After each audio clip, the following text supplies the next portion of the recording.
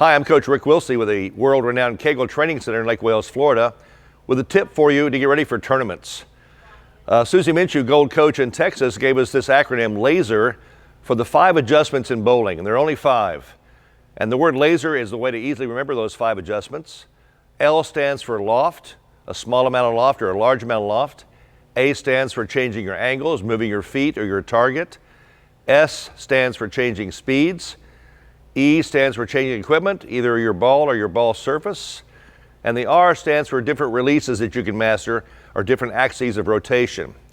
So with that in mind, I want you to take a piece of paper, write the word laser on that paper vertically, and beside each letter, put a plus sign by the issues that you're pretty good at, you feel confident with, and put a minus sign by the ones you think you might need some help in practicing more for tournaments. So if you do that honestly and accurately, the plus sign issues are your competition plan. Those are the things to take into tournaments right now because you are pretty confident you can do those well. The minus sign items are the ones you want to work on between now and your next tournament to make your game more solid and more effective.